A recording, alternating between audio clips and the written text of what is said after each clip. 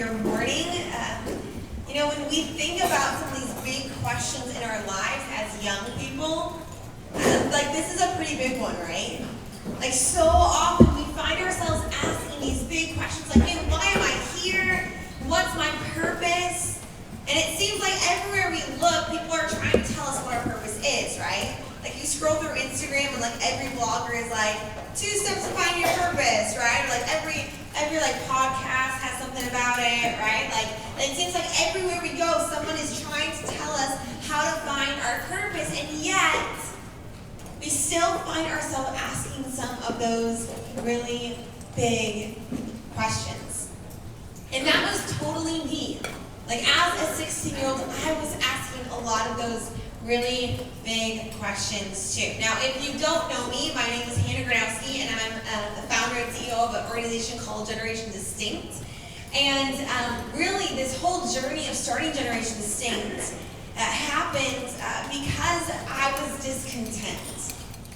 When I was 16, I remember looking out at my generation thinking, man, why does it seem like my generation, this generation, is characterized by so much apathy? Why is it that it seems like everywhere I look, our generation is characterized by mediocrity? Why is it that our generation seems to be really bored? We're not doing much with our lives. Everywhere I looked, I felt like people were settling for a life that was less than what they were created for. And I knew, at least for me, I didn't want that. And that wasn't that long ago. I'm only 24, so I'm not that much older than you. So I just want you to know, when I look out at this crowd today, I don't see a group of kids that need to be talked at. I see a room full of leaders that I want to link arms with. I see a room of people that are really similar to me, who are asking a lot of the same questions, who are wrestling with a lot of the same doubts and insecurities and big life decisions. And so, in a lot of ways, we're really, really similar. Okay, so go back. I'm 16-year-old Hannah, right? And I'm asking these questions, and I start to have a conversation with God about it. I'm thinking, God, somebody has got to do something about this.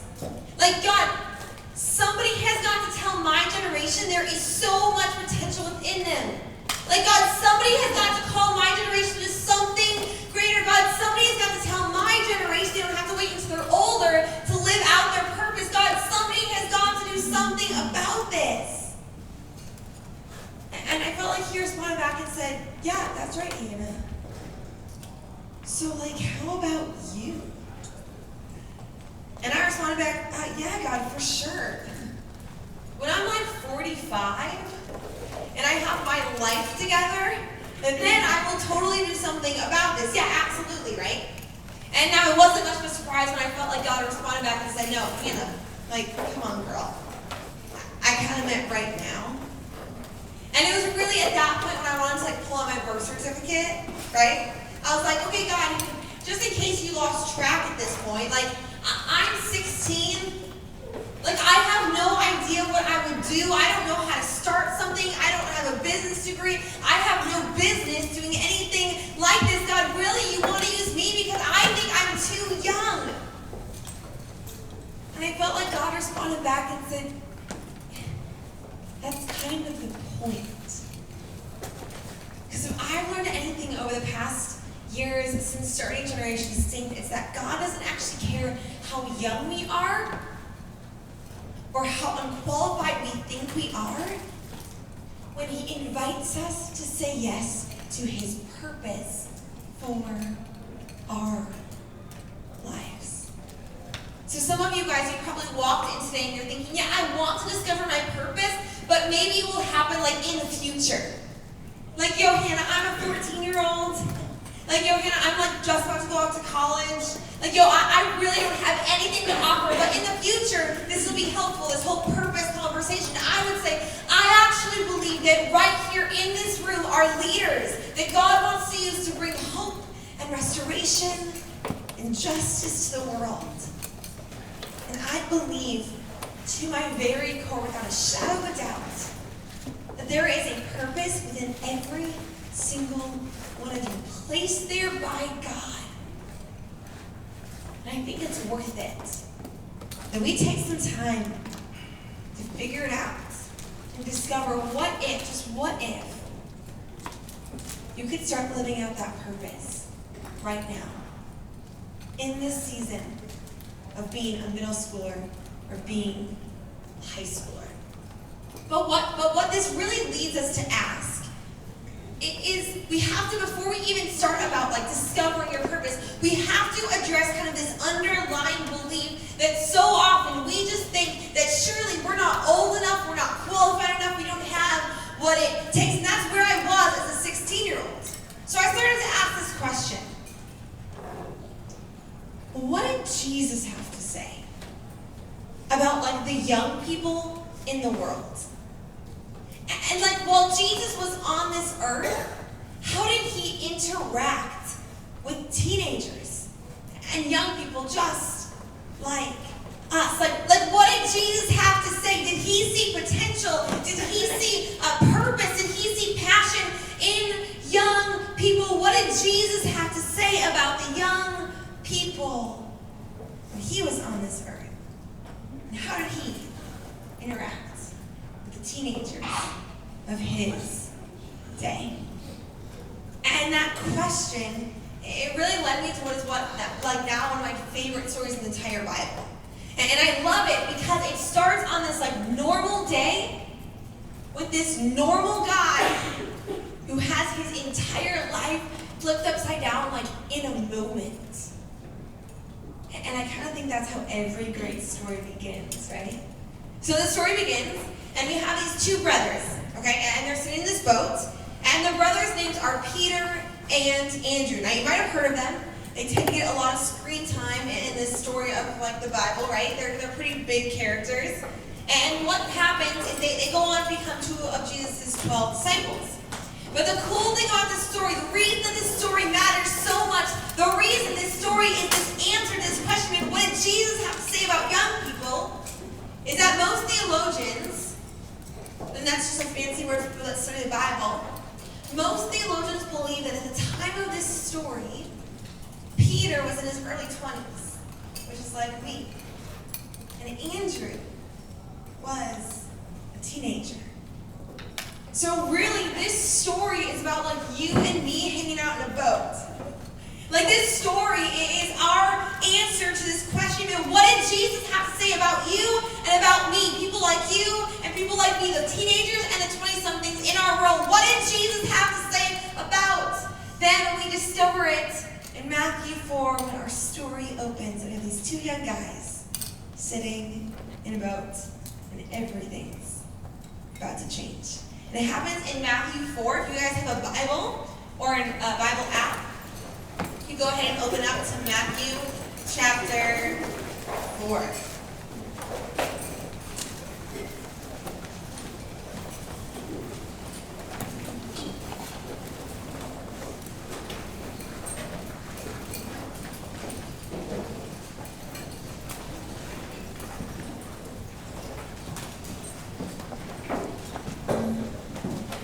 Matthew is in the New Testament right near the beginning.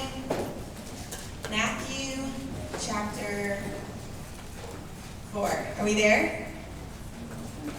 Are we there? Yeah, good.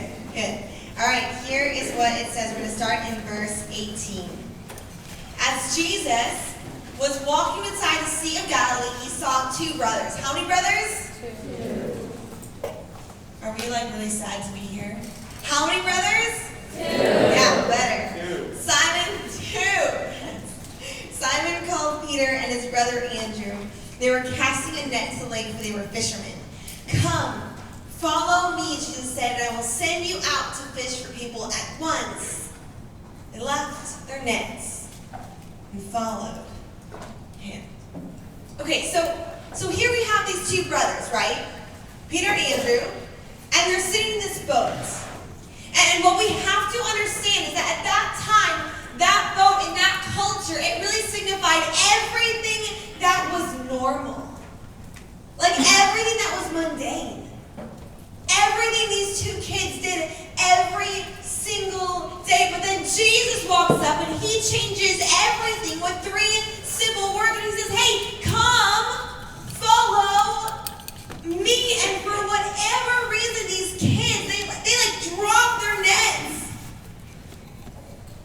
they follow him.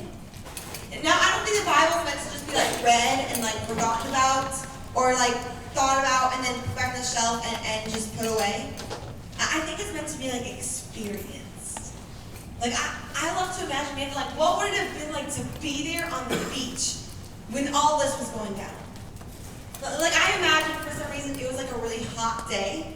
And maybe that's because I'm from Chicago and so I love dreaming about hot days even when we don't have very many of them, right?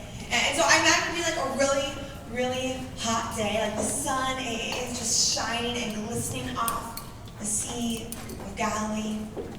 I picture Peter and Andrew chilling in this boat, just like you would do with your sibling. And maybe they're like wiping the sweat off their forehead, and maybe they're talking about what they're going to have for lunch later that day, right? It's like a normal, average day. Then all of a sudden, Jesus walks onto the scene. And this guy is like the Son of God, sent to earth to save the entire human race and launch a worldwide movement that would change the world for the rest of history. So, like, no biggie, right? I mean, I would think at that point that Jesus would be a major recruitment though, right? Like, for a mission as grand and as important as his, you would think you'd want some pretty impressive leaders surrounding him. So, like, who does he recruit first? Yeah, that's right. Those two reject brothers sitting in a boat. And the question is like, why? Like, out of all the people in the world, why didn't Jesus go to the temple to find the religious leaders? Well, why didn't Jesus go to the palace and recruit the royalty? You see, I don't think that Jesus had tried all of their options and just had to end up with Peter and Andrew. I don't think he invited Peter and Andrew to follow him because there was no one else on the beach that day. I actually believe that it's because when Jesus sees young people, when Jesus sees teenagers, he doesn't see the problem in our society. No, rather, he sees a group of leaders he could use to shake up the world and to start a movement. He sees people he created with actual purpose and meaning and leadership ability. It's like when Jesus sees young people, when Jesus sees us, he doesn't see a group of people who have to wait until they're older to start doing something that matters with their life. No, he sees a group of people he could use right now to shake up the world and to start a movement. And maybe, just maybe, the very same Jesus who invited Peter and Andrew to get out of their boats, out of their normal, out of their ordinary, and to start a movement that would change the world for the rest of history is the very same God who is looking at the young people in this room right now, inviting us to start a movement in our world, in our culture today. You see, when God looks at young people, he doesn't see the problem in our society. He sees people he put purpose in, and impact, and potential.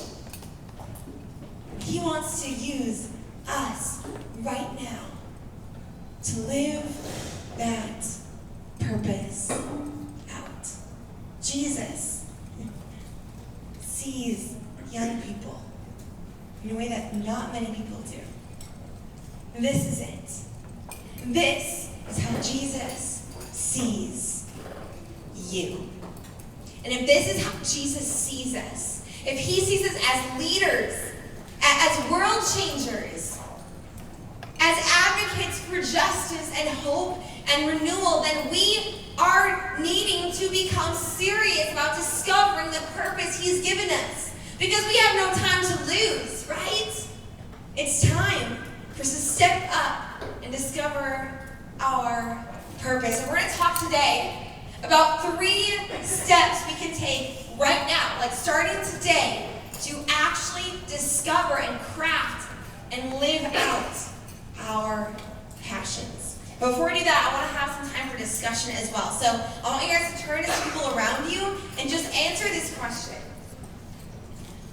What changes for you if you were to actually believe that Jesus sees you as a leader? What changes for you if you were to actually believe that Jesus saw you as a leader? Go ahead and talk about that for a few minutes.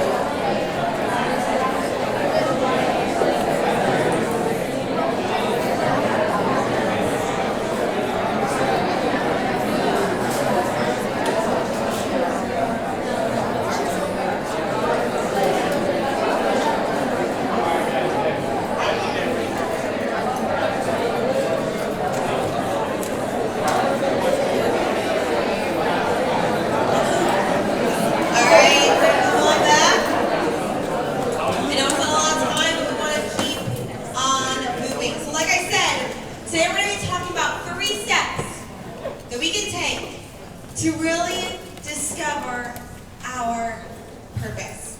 And step one is just do something. You're like, wow, Hannah, that's so profound. But it's true.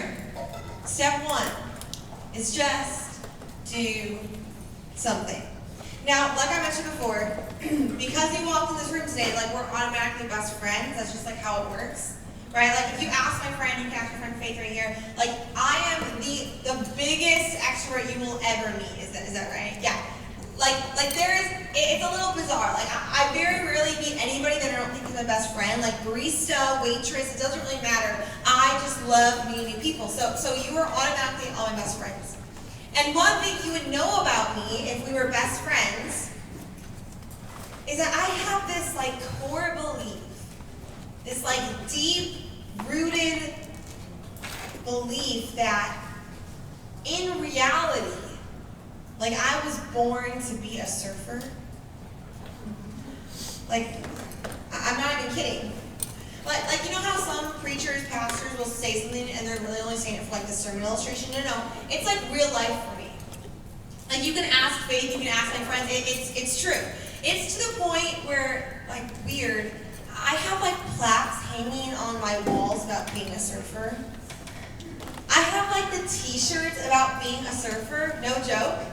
It's like weird to the point where like if I'm traveling and I see surfers on the beach, I'll like go up and talk to them, like I'm like one of them, like I like know their lingo, like I get their lifestyle, like I'm like one of them. I'm like, yo, sick wave out there today, bro. You know, like I really think that I was born to be a surfer.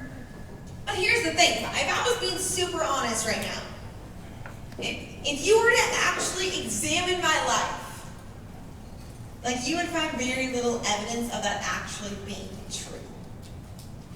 Like if you looked in my garage, you wouldn't find a surfboard. If you looked in my bank account, you would find no proof that I invested any of my resources into surfing. And if you looked at my calendar, you would find no proof that I actually go surfing. So again, I can believe I'm a surfer as long as I want to, but in reality, I'm really not a surfer.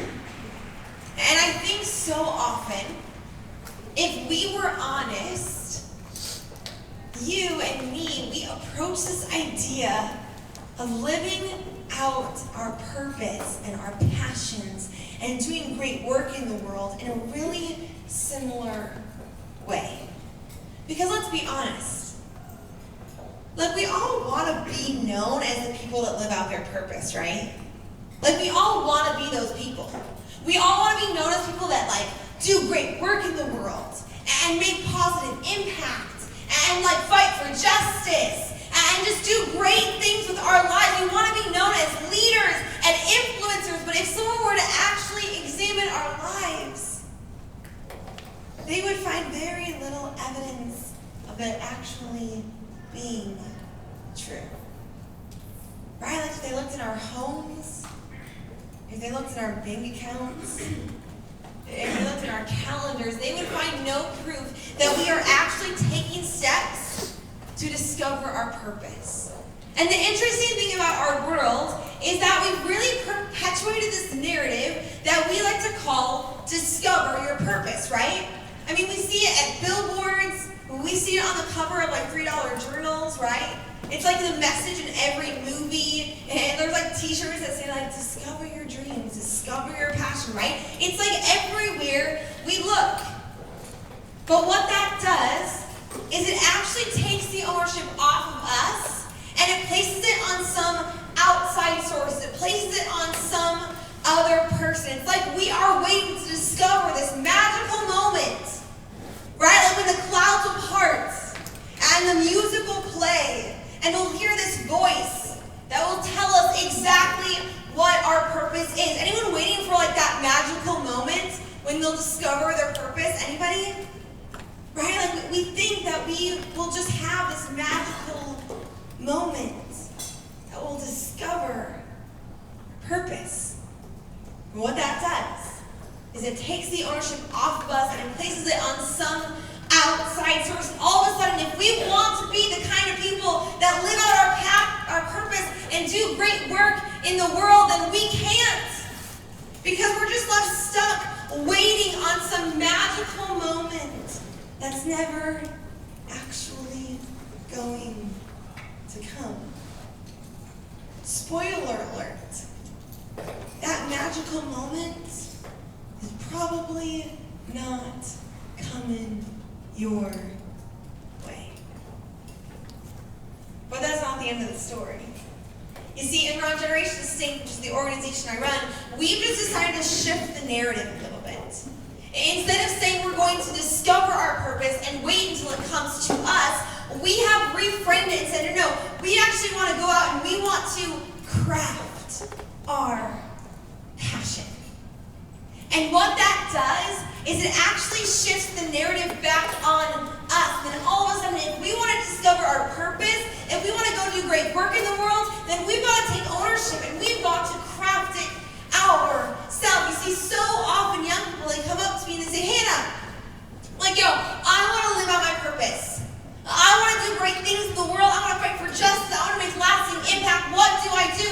What's my first step? And the thing I always say is, yo, just do something.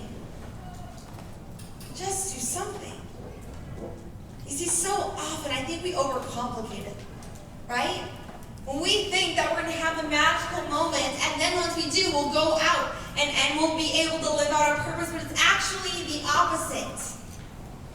It's in the doing that God reveals our purpose to us. It's in the doing, because I actually believe that deep within every single one of us, there is a wrong we were born to make right.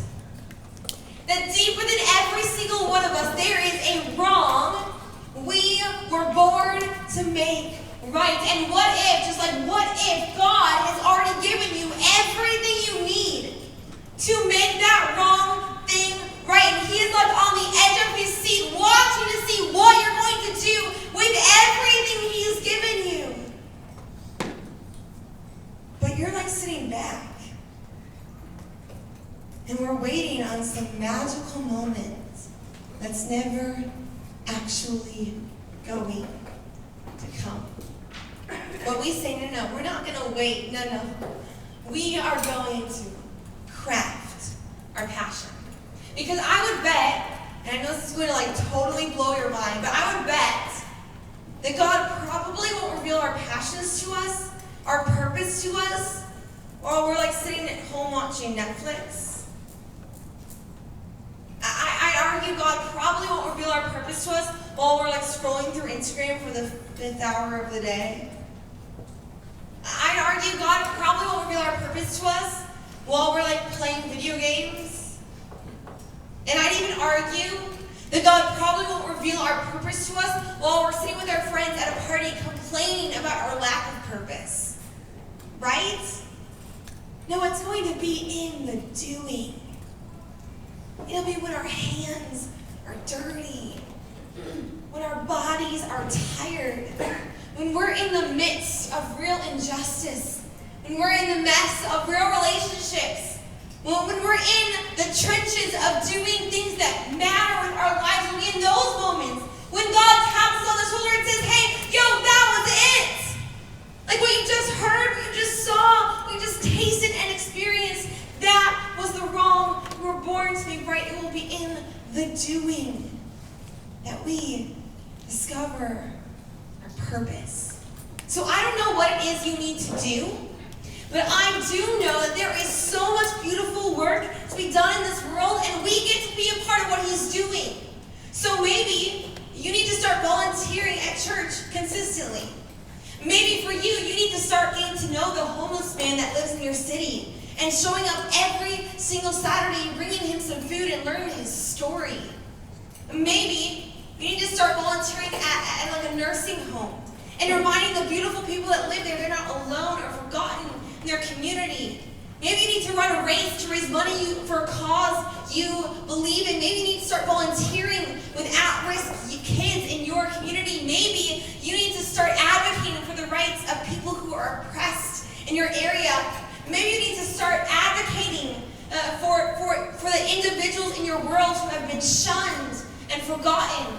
Maybe you need to start volunteering with special needs kids. Maybe you need to start investing in the refugee family in your community. Maybe you need to start giving of your time and your skills and your talents to any sort of cause, any sort of reason that actually matters, because it doesn't actually matter what it is, but the very act of doing something that matters gives God the opportunity to tap us on the shoulder and say, hey, that was it. It will be in the doing that God reveals our passions to us. So don't wait, because there's too much at stake. It'll be in the doing. That's step one. Step one is just do something. Just do something. And step number two, and I know it's going to blow your minds, but step number two is keep doing something. And you're like, okay, Hannah, this isn't exactly what I thought I would be getting, but just listen.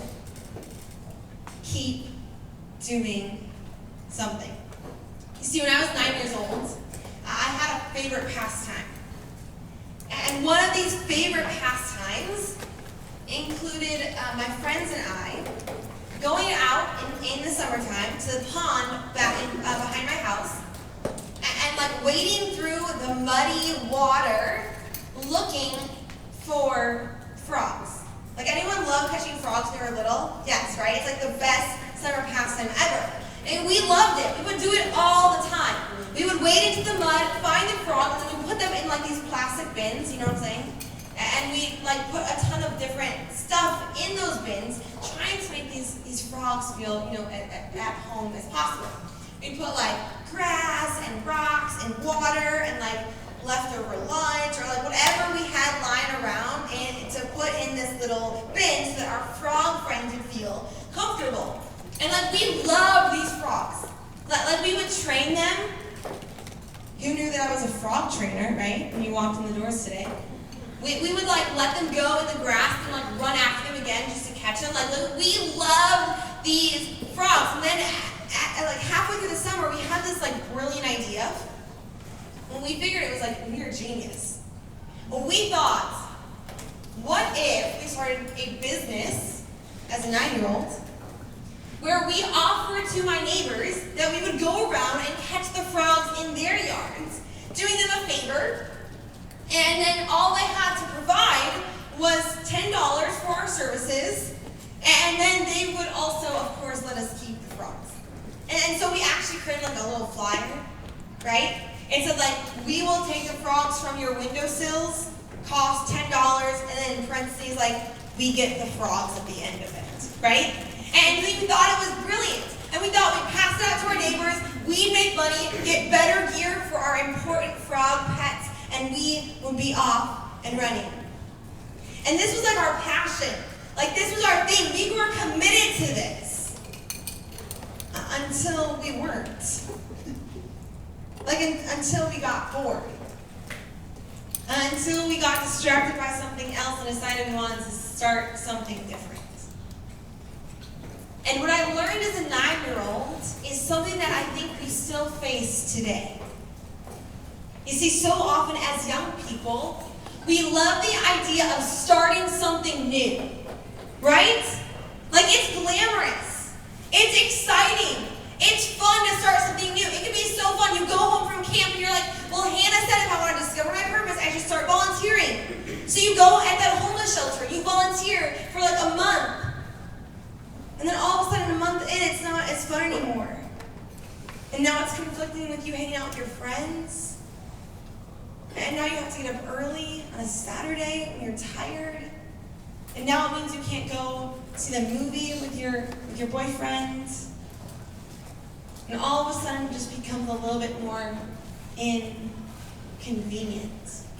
You see, we love the idea of starting something, but so often as young people, we don't love the idea of continuing to do something over and over and over. But what we have to understand is that there is something that actually brings impact into the world. It's not glamorous, it's not always fun, it's not always cool, but you know what it is? It's sustained passion, commitment, consistency, showing up day after day after day. You see, we love the idea that we can swoop in and out of projects and opportunities and places. But if we were to actually be honest with ourselves, we have to admit that the only way that we'll ever see lasting impact come out of our lives is if we decide that we are committed to staying. It's not enough to just do something. We have to move on to step 2. Keep doing something. So if you serve for at-risk youth in your community, for those kids that are living below the poverty line, you don't just show up a few times and then leave. No, you commit to saving your lives. If we invest in homeless families, or we serve people that don't have opportunities that we have, or we show up at their nursing home, we don't just swoop in, show up once, and leave. That doesn't help us discover our purpose. What does is when you show up time after time after time after time, when it's not easy, when it's not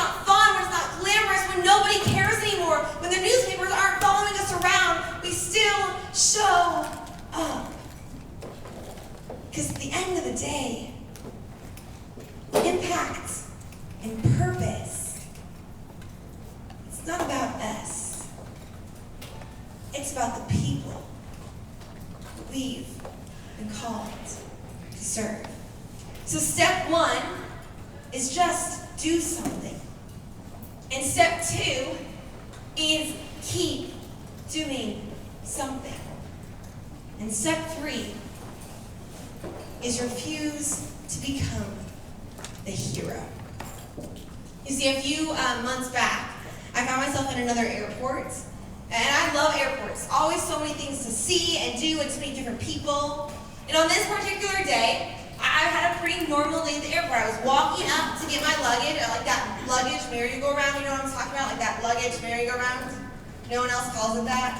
You know, like the place you get your luggage is kind of like a luggage merry-go-round. So anyway, I'm walking up to get it, and it's a normal day. I grab my suitcase, I start to wheel it away, and I'm about to leave the airport and go on the rest of my trip. But in that moment, I suddenly hear these two voices explaining in a loud voice, in a language I didn't really understand, running towards me. And suddenly, they got really, really close, and then they passed by me, and then kind of went on towards the luggage merry-go-round, towards the luggage. And as they did, I kind of was intrigued. I was like, what is happening? Like, clearly they're very anxious. And what I realized very quickly is that these individuals, this older couple, they were afraid they had missed their luggage. Now they hadn't, but they were concerned they had. So they got up to the luggage carousel, and as they got closer, they paused, right? To scan the conveyor belt and see where their luggage was. And then in a moment, they saw it, and they took off running, right? Around the luggage merry-go-round, trying to catch up with their luggage at this hilariously hopeless speed. Their sweet little legs, there was no chance in the world they were going to catch up to their luggage. And like a great citizen I am, I'm sitting there watching the whole thing conspire, right? Until finally I realized the luggage was about to turn the corner and come back toward me. So like any decent human being, I walked up to the luggage and I slid it off the conveyor belt, and I waited for this sweet older couple to come around. And finally they did. They're running up to me, they're panting, they're looks like they just finished their first marathon, right? You know what I'm saying? Wiping the sweat off their foreheads. And as they're trying to catch their breath, they're saying, thank you so much. And I'm thinking, no problem. I didn't save your life. I simply took the luggage off the carousel, you know? And so I'm yeah, totally no problem. My pleasure. And I grab my suitcase and I start to walk away. When from behind me, I hear their shouts and exclamations continuing to ring out in this airport thank you, we're so grateful. And at this point, I'm thinking, okay, this is getting a little bit embarrassing because hey, I'm about to go on my way. This interaction has ended. I have things to do, right? So I turn around and I kind of give the obligatory wave, right? Thank you so much. Yeah, no problem. Have a great rest of your trip. Take my suitcase, turn around, and start to walk away one more time. When finally, from behind me, once more, I hear this older woman's voice ring out. She yelled out through the airport, "You must be Wonder Woman." And I thought to myself, she's right. I must be Wonder Woman. And let me tell you, I loved that she called me Wonder Woman. Because I think if we were honest, in a really deep part of who we are, we all love believing that we were born to be the hero of our own stories, right?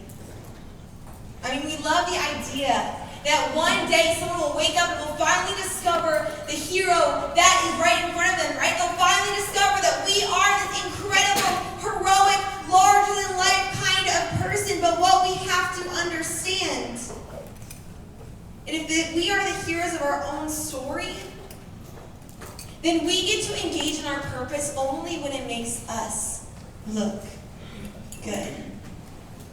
You see, we can all of a sudden care about our purpose when it helps our cape wave a little bit higher.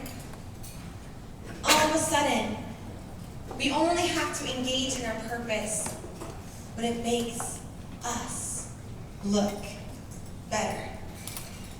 But nobody has ever contrasted the hero mentality quite like Jesus did. And you see, as the God of the universe, he could very well have come down to this earth and claimed to be the hero. He could have made people worship him and honor him, but he didn't. John 1:14 tells us that Jesus came down and moved into the neighborhood. Like, he entered into our messy lives. He walked the streets with the outcast. He got up close to the diseased. He got into the stories of the people that everybody else had rejected. You see, he didn't engage in injustice. He didn't try and live out his purpose to make him look good. He didn't pretend to be the hero. No, he always was driven by love for the other. The opposite of a hero mentality is this deep inner drive of love. If we want to live out our purpose because it's going to make us look good, we will always end up empty and confused with a purpose that's not truly from Jesus. But if we want to live out our authentic purpose, then it always is centered on others. Every time. Jesus was the only one that could have demanded to appear like the hero. But Jesus didn't create you to be the hero. He didn't create us to be the hero. Instead, he created us to be agents of love in our world. You see, I believe, without a shadow of a doubt, that within every single person in this room, there is a wrong you were born to make right. And I don't know what it is, but here is what I know, is that God doesn't create accidents, that God doesn't create extra pieces. No, when he is looking at this room right here, he is looking in the face of individuals he created to bring change and redemption to the world, that you are an essential part of his strategy for the world. And what if he is waiting on us to step up and do something, to keep doing something and to refuse to be the hero? And what if at that point he will unleash us into the world and we'll see more change and love and redemption and hope unleashed through our lives? Friends, we know that Jesus doesn't look at the young people in the world and see problems. He doesn't see apathy. He doesn't see mediocrity. No, like we saw the way that he saw Peter and Andrew, and he is inviting us into the very same thing that he invited Peter and Andrew to 2,000 years ago, when he says, hey, leave everything that is comfortable and normal and what you've always done, leave it behind and come and follow me. It's not going to be easy. It's not always going to be comfortable. It won't always be fun. But at the end of your life, you will look back and you will not regret choosing the purpose God has created you for. Don't wait. Because, friends, there's too much at stake. So right now, today, think about how you could start doing something. Think about what you can keep doing. And remember to refuse to be the hero. God, we believe that you want to unleash the very students in this room to go out and be agents of change and redemption and justice and love into the world. So God, would you reveal our purpose to us, God, as we do something, as we keep doing something, and as we refuse to be the hero, God, would you unleash these young people in the world to make wrong things right and to live out the purpose you have placed within them. In Jesus' name, amen. Thanks for being here, you guys.